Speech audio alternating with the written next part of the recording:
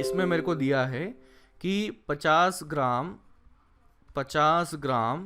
के 2 आइस हैं और इसको मिला दिया है किसके साथ में, वाटर के साथ में। तो किधर है 250 ग्राम वाटर, 250 ग्राम वाटर के साथ में हमने मिला दिया है। Water was initially at 25 degree Celsius, ये है 25 degree Celsius, and temperature of ice was -15 degree Celsius. Find the find the final temperature of water, और ये पूछा हुआ है। बाबा ये सवाल तो अपन ने किया ना रे बाबा, ऐसा? हाँ सर, हाँ, ये तो अपन ने, ये अमीर है, गरीब करने का था। इस अमीर को गरीब कर दो, और फिर गरीब जो करने का, हाँ हमारी सर। जो स्टेट बैंक ऑफ एनर्जी में जो पैसा जमा हुआ है वो सबको इक्वली डिस्ट्रीब्यूट करवा दो। हाँ हाँ सर। सर, किया है सर ये हाँ, हमने। तो ये अपन आसानी से कर सकते हैं, है ना?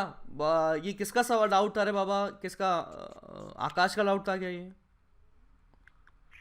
मयूर सर। मयूर मयूर डाउट का था तो सर। बाबा मयूर, अगर फिर से अगर कोई दिक्कत है तो call me personally, I will tell you, okay? Still if you have any doubt, क्योंकि ये सवाल बहुत बार कर रखा है अपन ने, तो क्लास में डिस्कस करने में मज़ा नहीं आएगा, है ना? सभी लोग ऐसे बोलेंगे कि मतलब सब ये तो आता है सर। तो still Mayur, if you have any doubt call me personally and I will tell you. Anything other than this, कोई डाउट हो तो बोलो। नहीं सर। डन, ओके, चलो परफेक्ट। तो आज की क्लास के बाद में भी I will be uploading you homework, और इसी तरीके से अपलोड करेंगे, इसी तरह से सॉल्व करेंगे। चलो अब वापस आते हैं हीट ट्रांसफर के पास में। तो हीट ट्रांसफर में मैंने देखा कि यहां पर 2 रेजिस्टेंसेस हैं, ये रेजिस्टेंस है R, ये रेजिस्टेंस है 2R। यहां पर मैंने क्या दिया, ये है 100 डिग्री सेल्सियस, और यहां मैंने क्या दिया 10 डिग्री सेल्सियस। ये क्या है, मेंटेन किया हुआ है, मेंटेन्ड, और ये भी क्या है, मेंटेन किया हुआ है। My question is find the total heat current, कितना होगा यहां, एंड टेम्परेचर ऑफ जंक्शन कितना होगा, ये आपसे पूछा गया है। Find the heat current, total heat current, and find the temperature of the junction, ये कितना पाया जाएगा।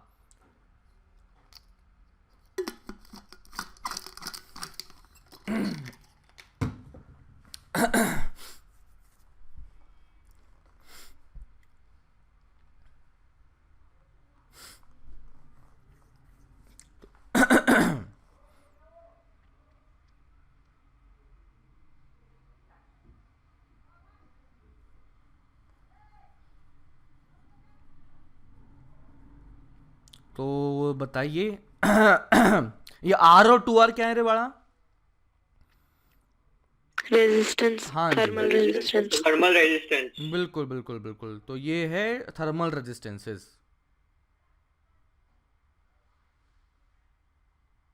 सर हीट करंट 30/R आएगा। बिल्कुल सही बच्चा, पहली बात तो आपकी सही होगी।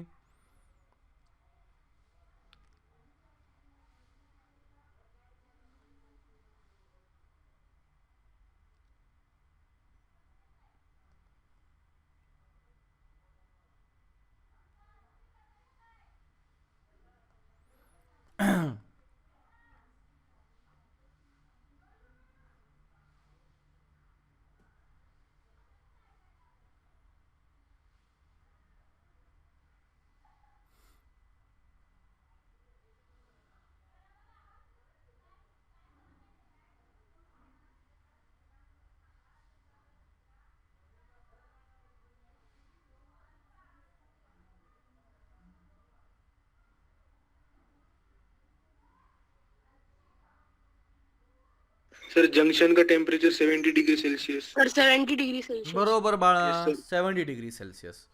तो यहां पर हमारे पास में देख सकते हैं कि ये है दोनों सीरीज में कि पैरेलल में, सीरीज सीरीज में। तो रेजिस्टेंस इफेक्टिव अगर देखें, R इफेक्टिव अगर देखें, R के नीचे इफेक्टिव R1 अगर plus वो बन R2। चुका है तो वो क्या हो जाएगा, R1 प्लस R2, यानी कि R plus 2R।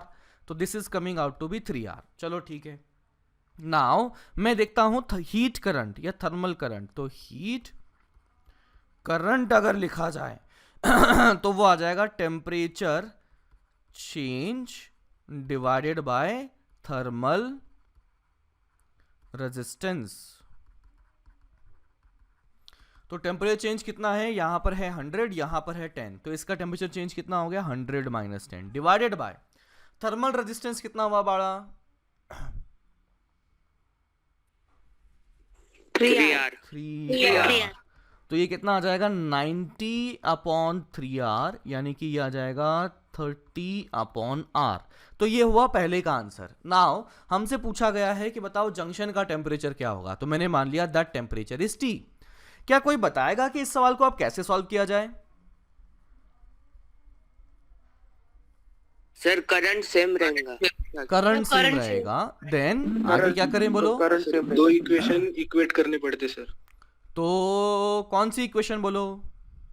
Sir 100 minus T upon R और टी माइनस 10 अपॉन 2 आर। बिल्कुल सही। मैं कह सकता हूं कि बाबा जंक्शन पे जितना करंट आया, जंक्शन पर current input is equal to current output. Current input बराबर करंट आउटपुट। तो यहां पर करंट आया है, कहां से आया है? या 100 माइनस टी, ऐसा करंट आया है। तो यहां पर कितना करंट आया? That would be 100 minus T divide by R. तो ये आ जाएगा 100 minus T divide by R should be equal to current output. वो कितना हो जाएगा बोलो? 30/R। T minus 10 divide by 2R, या 2R लिख सकते हैं 30/R भी लिख सकते हैं, कोई दिक्कत नहीं है। 30/R भी लिखा जा सकता है, कहीं से कहीं तक कोई समस्या नहीं। तो मैं पहले इन दोनों की मदद से ही सॉल्व कर लेता हूं। तो this comes out to be 100/R minus T/R should be equal to T minus 10/2R। तो ये R R R cancel out, तो ये आ जाएगा 100 minus T is T/2 minus 5। तो यहां से आ चुका है कितना आ गया रही है 100 और प्लस 5, तो ये 100 plus 5 is equal to T plus T/2। तो ये आ चुका है 3T/2 और ये आ चुका है 105। और ये कितनी बार गया रही है 45 गया, 35 35। तो यहाँ से T की वैल्यू आ चुकी है 70 डिग्री सेल्सियस। तो final temperature of the junction comes out to be 70 degree Celsius and that would be the final answer. Done done, हाँ डन डन। देखो समझो, कोई समस्या हो तो बताओ।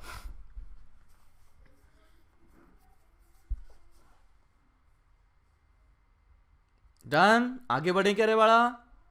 हाँ सर। हाँ सर। Okay, yes sir. तो सर। हाँ जी, लिखने दो ना सर। लिखना रे बाबा, ये ले लिख। मुझे लगा तूने लिख लिया, ये लो लिखो। सर हाँ जी, सर मनी टेस्ट में ये वाला आएगा क्या चैप्टर? मंडे टेस्ट में जितना पढ़ाया उतना आएगा बाबा। ओके सर, थोड़ा ऊपर लो सर। थोड़ा सा ऊपर, वो तो क्वेश्चन था, क्वेश्चन तो लिख लिया था ना आपने।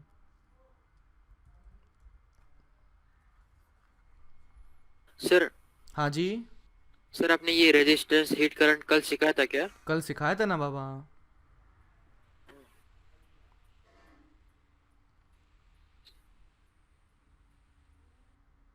Sir second slide sir.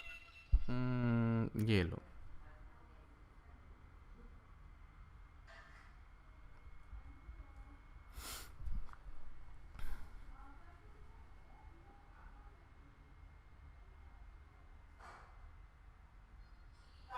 Sir आपने और 30/R क्यों लिखा? क्योंकि बाबा हमने फर्स्ट पार्ट में सवाल में क्या निकाला था? फर्स्ट में निकाला था कि नेट हीट करंट। तो चाहे ये लिखो या चाहे ये लिखो या चाहे ये लिखो, है तो सभी के सभी हीट करंट ही है ना बाबा। हाँ सर। तो ये आपस में बराबर होंगे, तो आप सेम फ्लो होंगे। हाँ वो सेम ही होंगे, तो आप कोई सा भी बराबर कर दीजिए, you will get the right answer. हाँ सर। एक बार ऊपर वाला दिखाओ ना, ये लो, क्या दिखाऊं बाबा? फिर ऊपर वाला। ऊपर वाला, ये लो बाबा।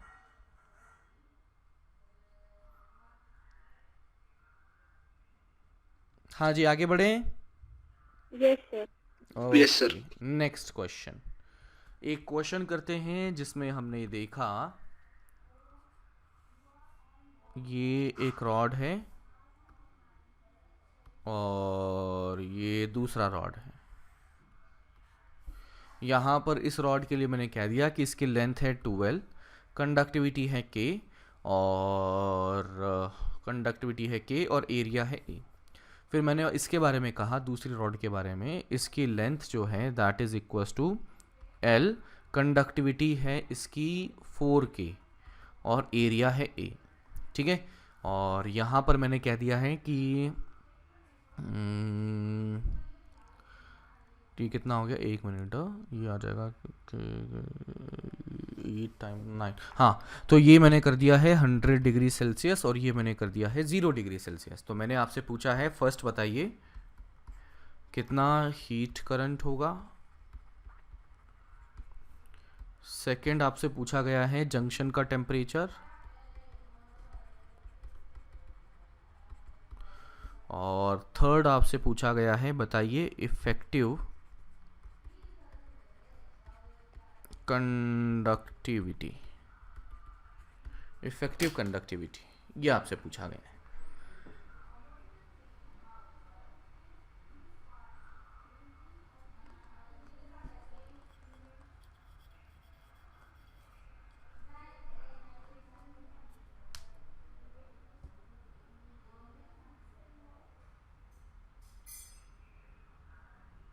Sir current 200 L by 9K।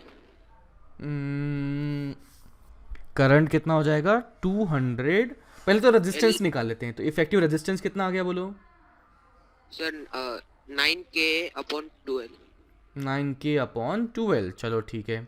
तो यहाँ पर हमारे पास में क्या बन चुका है कि इसका जो रेजिस्टेंस अगर लिखा जाएगा that would B length upon K, तो ये आ जाएगा 2L अपॉन K, और इसका कितना आ जाएगा बोलो, L अपॉन 4K। तो यहाँ पर जो इफेक्टिव रेजिस्टेंस आया है R नेट बना हुआ है वो बन चुका है, दोनों सीरीज में है कि पैरेलल में? सीरीज ये क्या लिखा जाएगा, L upon 4KA plus 2L upon KA। तो यहाँ से आ चुका है 4KA sir 9L upon 4K। 9L upon 4K। और ये आ जाएगा 8L, तो ये आ जाएगा 9L upon 4KA। This would be the net resistance. ठीक है, अब पहले में आंसर बताइए क्या लिखे। हाँ जी सर, अगर पैरेलल में हुए तो फिर वो डायग्राम कैसा दिखेगा सर? अभी बताऊंगा तब करेंगे, अभी सीरीज है तो वो तो कर लेते हैं बाबा, क्यों नहीं। अरे बाबा ये मैंने आपको दे दिया, ये इस तरह से दे दिया। जब सीरीज का है पहले उसको देख लेते हैं, पैरेलल का भी दूंगा, जब दूंगा तब देखा जाएगा। Okay sir. तो बताओ हीट करंट क्या लिखेंगे पहले इसका? Sir 400 KA upon 9L। 400K upon 9L। बिल्कुल, तो यहाँ से हीट करंट अगर लिखें तो वो है टेम्परेचर डिफरेंस, कितना आ गया 100 minus 10 divided by 9L upon K। तो ये आ जाएगा 90 divide by 9L upon 4K, sorry 4KA। तो ये कितना आ जाएगा, 90 से ये गया 10। 0 डिग्री है सर। 0 डिग्री सेल्सियस है, आपने 10 लिख दिया। 10 ही सर वो। ओहो हो, तो ये 100 आ चुका है इसका मतलब यहाँ। तो फिर ये कितना आ जाएगा 400 अपॉन 9, ये आ जाएगा 400 KA अपॉन 9L। चलो ठीक है, 9L। पहले का आंसर आ गया। दूसरे का बताओ। Sir 50 degree Celsius. 50 degree Celsius आ चुका है, एक ने बोला 50 डिग्री सेल्सियस, सर 500 by 9। दूसरे ने बोला 500 बाय 9। तीसरा भी कोई है क्या? बोलो बाबा, तीसरा भी कोई है क्या?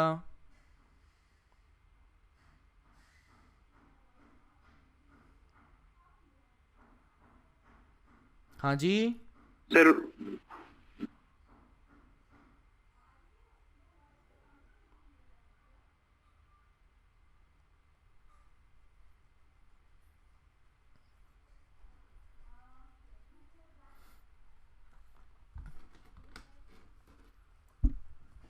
बोलो बाबा।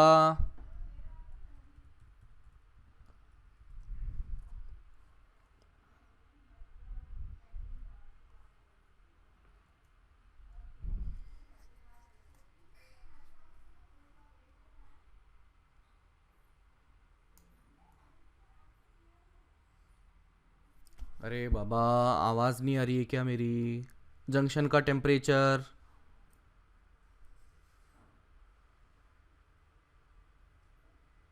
अरे एम आई कनेक्टेड बाबा?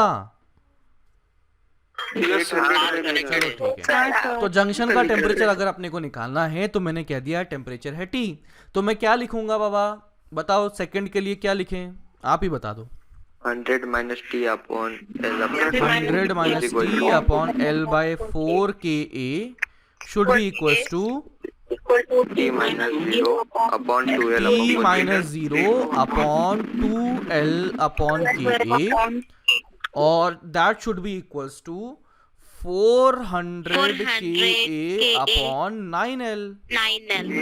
तो एक काम करते हैं ना, इन दोनों को एक साथ चिपका देते हैं। नहीं नहीं, एक काम करते हैं, इन दोनों को एक साथ चिपका देते हैं। तो यहां से क्या बनेगा देखना, दैट वुड बी, ये आ जाएगा T upon 2L upon Ka should be equals to 400 Ka upon 9L। तो देखो यहां से Ka को ऊपर ले गए तो ये Ka आ गया, Ka खलास, L खलास। तो यहां से T की वैल्यू कितनी आ चुकी है? This is 800 upon 9। तो final temperature of the junction comes out to be 800 upon 9 degree Celsius. Done done done done. देखो समझो, कोई समस्या हो तो बताओ।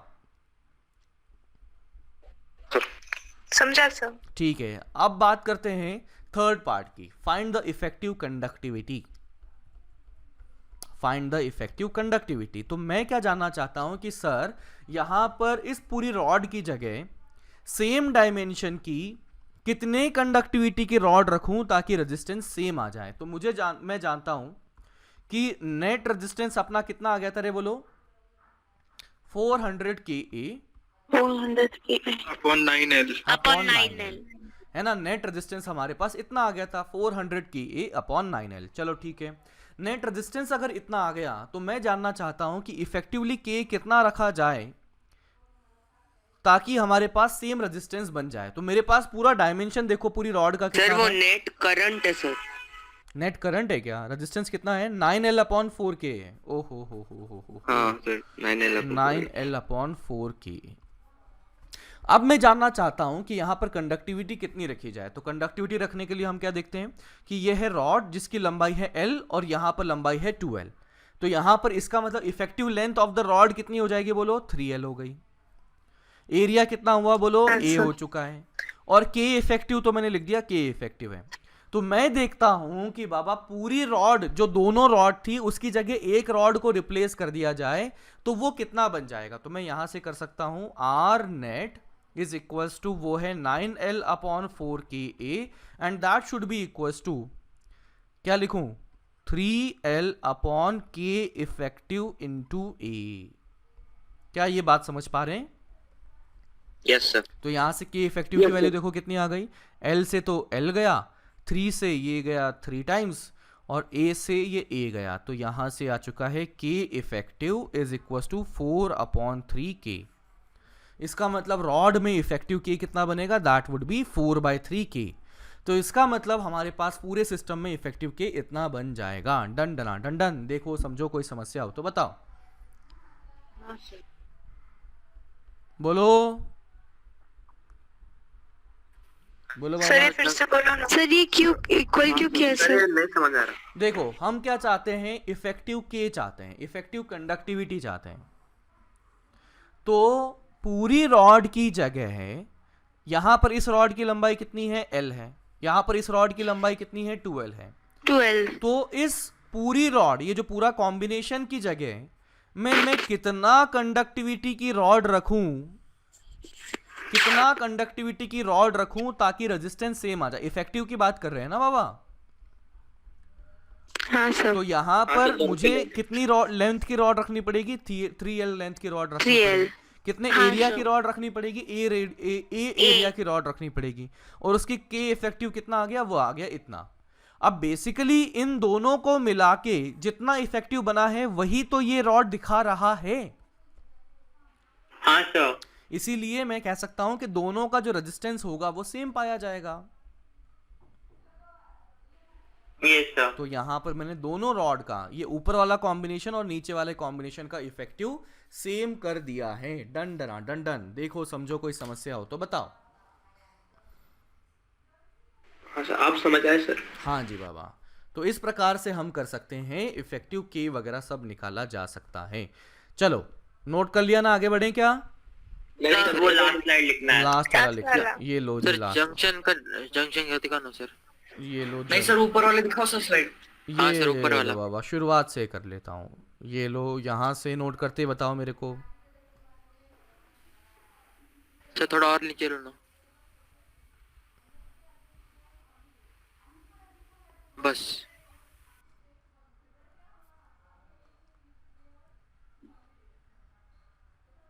सर थोड़े और नीचे ले लो सर।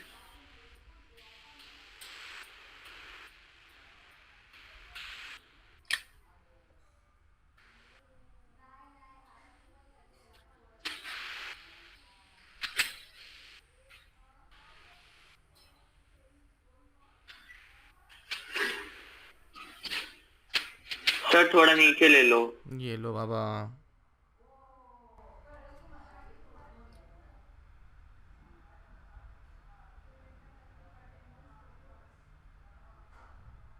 Done, sir. डन। चलो now let us discuss about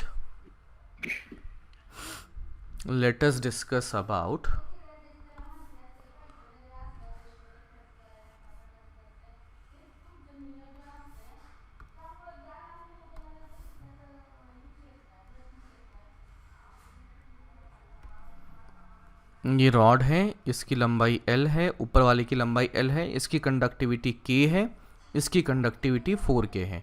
इसका एरिया मैंने A कहा और इसका एरिया मैंने कह दिया 4A है।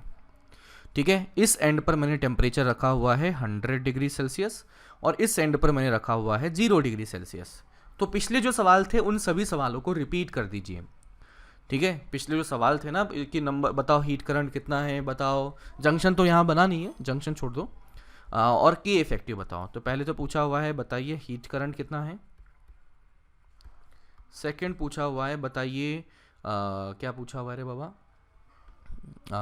क्या पूछा है, इफेक्टिव के है ना, इफेक्टिव कंडक्टिविटी।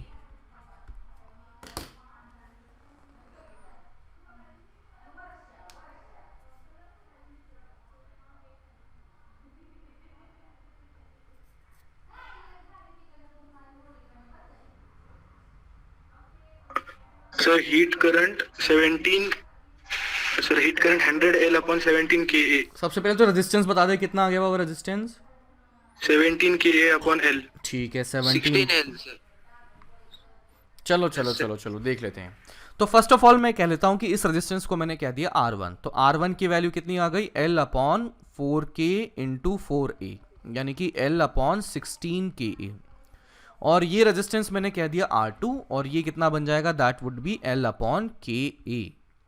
अब बताओ ये दोनों रेजिस्टेंसेस सीरीज की पैरेलल?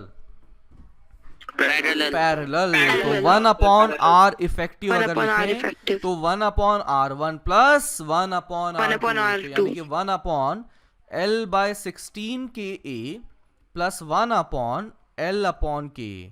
तो this comes out to be, ये L आ चुका है, ऊपर आ चुका है 16 KA और ये आ चुका है KA, यानी कि 17 KA upon L। That would be the final answer.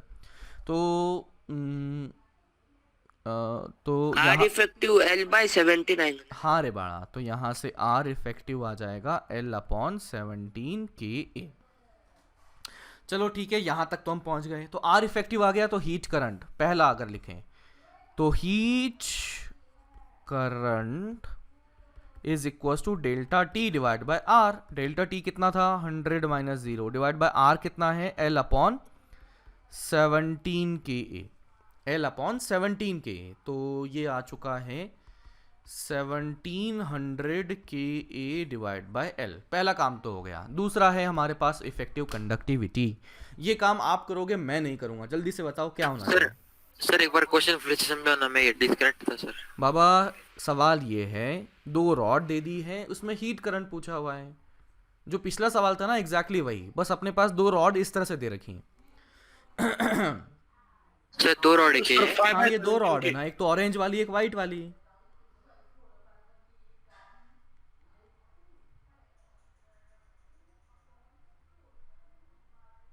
Sir 17k/5। 17k/5 एक आंसर आ चुका है, 17k/5। Anybody else?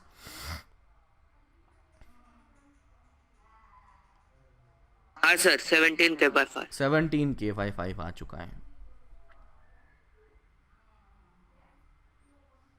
ना। Answer comes out to be 17k/5। चलिए ठीक है, शुरू करते हैं इफेक्टिव कंडक्टिविटी निकालना। तो इफेक्टिव कंडक्टिविटी निकालने के लिए हम क्या करेंगे कि हमारे पास जो ये 2 रॉड थे, आर नेट 2 रॉड थे, उसकी जगह एक इफेक्टिव रॉड बना लूंगा। बताओ इस रॉड की लंबाई कितनी होगी? L होगी। बताओ इसका जो एरिया लिखा जाएगा वो कितना लिखा जाएगा बाबा?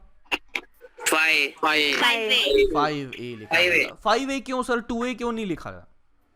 सर पहला रॉड 4a और दूसरा रॉड a। क्योंकि इसका ये दोनों का एरिया अगर देखोगे तो एक का 4a और दूसरे का a, तो टोटल आ जाएगा 5a।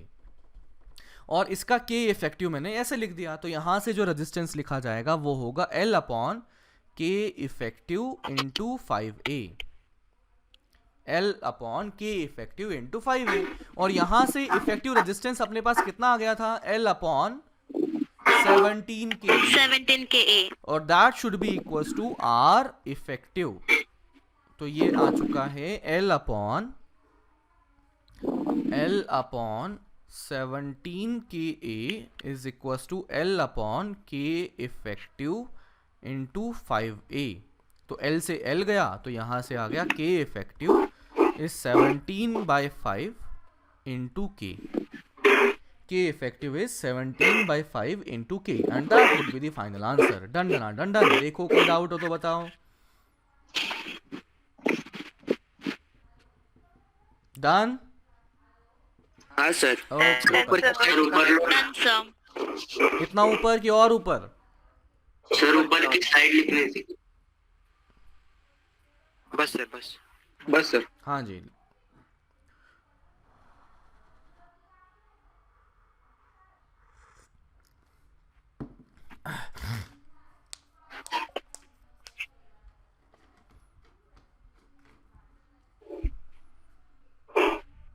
सर पूरी स्लाइड दिखाओ। ये लो बाबा। अच्छा ये ऊपर वाली पूरी स्लाइड? Yes sir. ये लो ऊपर वाली पूरी स्लाइड।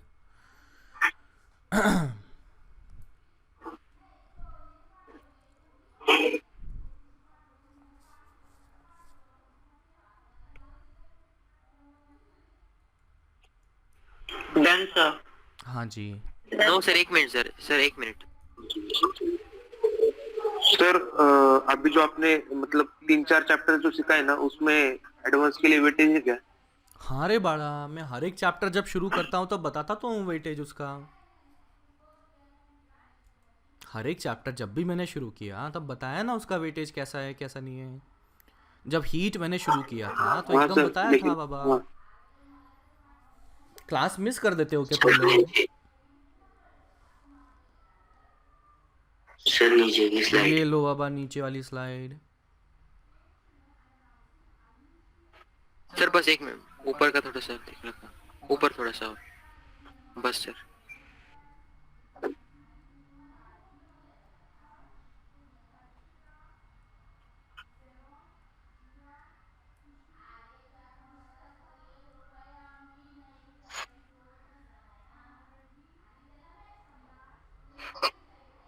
Done, sir.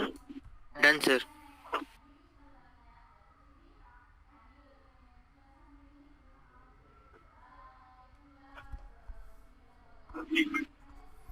चलिए सवाल करते हैं।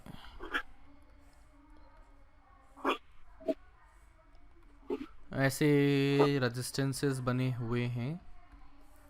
ये मैंने कह दिया है 100 डिग्री सेल्सियस, ये कह दिया है 0 डिग्री सेल्सियस। यहाँ मैंने कह दिया है इसका रेजिस्टेंस है R, ये है 2R और इसको मैं कर देता हूँ 3R कर देता हूँ, है ना। और ये टेम्परेचर मैंने कर दिया 120 डिग्री सेल्सियस, ठीक है।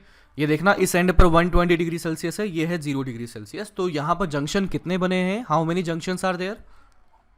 सर 2 है। तो पूछा हुआ है find the temperature at the junctions. Find the temperature at the junctions.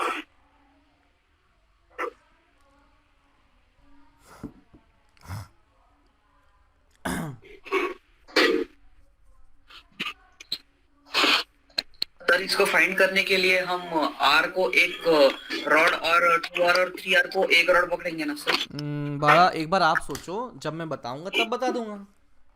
एक बार आप खुद से सोचो ना बाबा, तभी तो नहीं मैं... सर मतलब सर वो 120 डिग्री सेल्सियस है ना? हाँ ये 120 डिग्री सेल्सियस है एक एंड पर। हाँ दूसरा कुछ बोलो क्या बोल रहे हो? सर 100 डिग्री और 60 डिग्रीज। 100 degrees and 60 degree. एक आंसर आया है 100। Yes sir 160 degree. 160 डिग्रीज। चलो ठीक है, चलिए शुरू करते हैं। तो मैंने कह दिया कि इस जंक्शन का टेम्परेचर लेट से मैंने कह दिया है T1, इस जंक्शन का टेम्परेचर मैंने कह दिया है T2। सबसे पहले तो मैं निकाल लेता हूं R नेट। नेट रेजिस्टेंस अगर निकाला जाए तो बताइए क्या होगा? 6R। दैट वुड बी, सभी के सभी सीरीज हैं तो R plus 2R plus 3R, तो ये आ चुका है 6R। चलो ठीक है, अगर मैं यहां पर निकालता हूं heat current, net heat current, तो कितना लिखा जाएगा बोलो? 120/6R। 120 डिवाइड बाय 6R, यानी कि 20/R आ चुका है। चलो ठीक है, अब क्या करें? अब मुझे नहीं आता, अब आप बताओ। Sir 120 minus T1/R is equal to 20/R। Very good बाबा। ये आ जाएगा कि बाबा इस रॉड के लिए जो हीट करंट लिखा जाएगा वो होगा 120 minus T1/R should be equals to temperature. ये अपने पास हीट करंट कितना आ गया था, वो होना चाहिए 20/R। तो देखो R से R cancel out, T1 is coming out to be, ये आ गया 120 minus T1 is equals to 20, तो T1 is equals to 100 degree Celsius. डन डना डन डन। इसी तरीके से मैं आता हूं दूसरे जंक्शन के लिए। तो मैं यहां पर बताओ इसके लिए हीट करंट क्या लिखा जाएगा? इस रॉड के लिए heat current T2 minus 0/3R is equal to 20/R। अरे वाह बाबा, तो this would be 20/R। R से R कैंसल आउट, तो T2/3 इज इक्वल्स टू 20, तो T2 is coming out to be 60, तो T2 is equals to 60 degree Celsius. तो इसका मतलब इस प्रकार से हमने सभी जंक्शन के टेम्परेचर निकाल लिए हैं, सभी जंक्शन के टेम्परेचर हमने निकाल लिए हैं, and that would be the final answer. देखो समझो, कोई समस्या हो तो बताओ। सर हाँ जी, 120 जगह पे 100 होना चाहिए ना सर? कौन सा वाला 120? ये 120 सर वो हीट करंट, हाँ सर। बड़ा यहाँ पर देखना मैंने टेम्परेचर क्या लिया, हाँ सर। और यहाँ पर टेम्परेचर सर कितना मुझे लिया? 100 दिखा सर। सर हमेशा यूनिट में सर मुझे 100 दिखा सर। अरे बड़ा वो 120 है, ये 120। हाँ कोई कुछ कहना चाह रहा है और? सर इसे यूनिटरी मेथड से भी कर सकते हैं ना? कैसे बड़ा बोलो सर कैसे? टोटल रेजिस्टेंस मतलब 6R है, हाँ। और हर 120 डिग्री सेल्सियस को 6R से डिवाइड किया तो हर R के साथ 20 डिग्री सेल्सियस कम हो रहा है। बिल्कुल सही, बिल्कुल सही, कर सकते हो बाबा, बिल्कुल सही, वेरी गुड। तो हर R के साथ में 20 डिग्री सेल्सियस कम हुआ, तो यहाँ से 120 से 20 कम किएंगे तो यहाँ पर 100 आ जाएगा, और यहाँ पर 2R है तो यहाँ पर कितना होगा? 40 कम होगा, तो यहाँ हो जाएगा 60। वेरी गुड बच्चा, वेरी गुड, ऐसे कर सकते हैं। Done done done. और कोई डाउट हो तो बोलो। No sir. Okay, next question. No sir.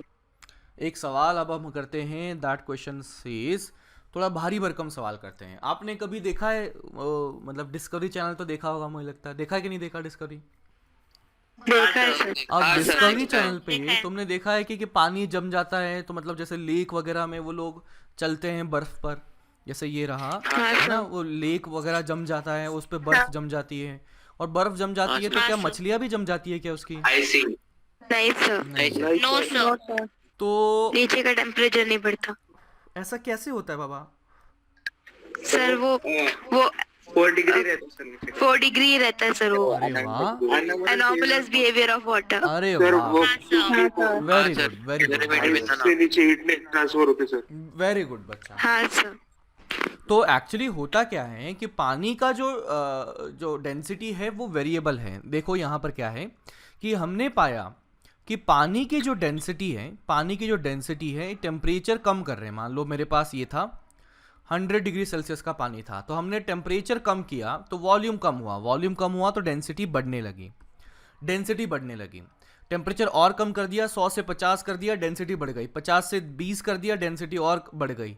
20 से मैंने 10 कर दिया, डेंसिटी और बढ़ गई। 10 से मैंने 5 कर दिया, डेंसिटी और बढ़ गई। और 5 से जब मैंने 4 किया तो पाया गया कि डेंसिटी मैक्सिमम पाई गई है ना, पाया गया कि डेंसिटी मैक्सिमम पाई गई है। तो मैंने देखा कि बाबा for water density is maximum for temperature 4 degree Celsius, यानी कि 4 डिग्री सेल्सियस का जो टेम्परेचर है वहां पर डेंसिटी मैक्सिमम पाई जाएगी। That would be the answer. चलो ठीक है, अब मैं देखता हूं कि इसका पानी के जमने से क्या फर्क पड़ेगा। तो बाबा ये एक बार बताओ कि दो चीजें मैं लेता हूं जिसकी एक की डेंसिटी ज्यादा दूसरे की डेंसिटी कम, तो बताओ डेंसिटी ज्यादा होने से वो फ्लोट करना आसान होगा कि मुश्किल होगा? सर मुश्किल आसान होगा। डेंसिटी अगर ज्यादा हो गई तो वो मुश्किल से फ्लोट करेगा, यानी कि पानी में नीचे जाना चाहेगा। तो अभी देखो, अभी ठंड वाला मौसम आ रहा है ना। मान लो हमारे पास में यहाँ पर पानी था, यहाँ पर ये मान लो पानी था, और पानी में हमारा ये पानी है। अभी मान लो एकदम मतलब एकदम सुहाना सा मौसम हो रहा है, अभी 20 डिग्री सेल्सियस है, तो सब खुशी खुशी सब पानी भी 20 डिग्री सेल्सियस वगैरह वगैरह। फिर क्या कर दिया कि टेम्परेचर अब कम होने लगा, ठंड आने लगी, टेम्परेचर कम होने लगा, तो टेम्परेचर कम हुआ तो हो गया 5 डिग्री सेल्सियस। तो यहाँ पे पानी का टेम्परेचर भी 5 डिग्री सेल्सियस, यहाँ पर ऐसा हो गया, डेंसिटी बढ़ती गई। अब क्या हुआ कि मैंने कर दिया temperature 4 degree Celsius, temperature 4 degree Celsius कर दिया तो पानी की डेंसिटी क्या हो चुकी है, अब मैक्सिमम हो चुकी है। अब सराउंडिंग का टेम्परेचर तो और कम हो सकता है, ठंड और बढ़ गई तो सराउंडिंग का टेम्परेचर मैंने कह दिया 0 डिग्री सेल्सियस। अब सराउंडिंग का टेम्परेचर 0 डिग्री सेल्सियस हुआ, अपने पानी का तो 4 डिग्री सेल्सियस था, तो कौन हॉटर है बताओ? सराउंडिंग का टेम्परेचर। अरे 4 डिग्री सेल्सियस 4 ज्यादा डिग्री गर्म है। सेल्सियस। तो इसका मतलब हीट कहां से कहां फ्लो करेगी? 4 डिग्री सेल्सियस से 4 डिग्री सेल्सियस से 0 डिग्री सेल्सियस एटमॉस्फेयर में। बिल्कुल, तो एटमॉस्फेयर में हीट जाएगी। एटमॉस्फेयर में हीट जाएगी तो यहाँ पर खुद का टेम्परेचर ये, फिर से बताओ ना एक बार। अरे फिर से क्या बताऊं, रुक जा।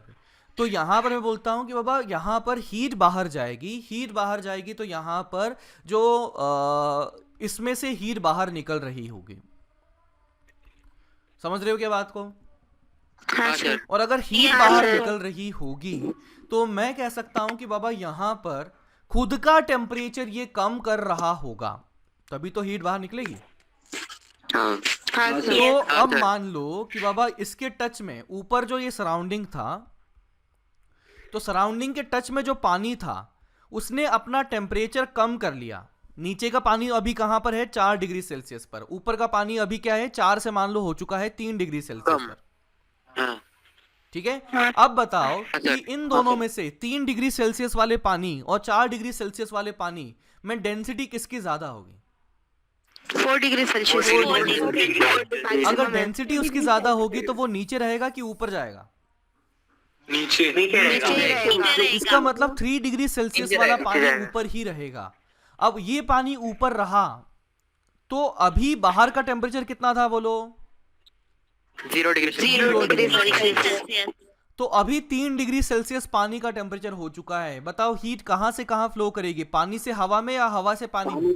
पानी से हवा में। पानी से हवा में। तो पानी से हवा में गई तो पानी ने एनर्जी दी, तो पानी का टेम्परेचर कम होगा कि बढ़ेगा? कम होगा। तो यहाँ पर इसका टेम्परेचर हो गया है कम, तो 2 डिग्री सेल्सियस।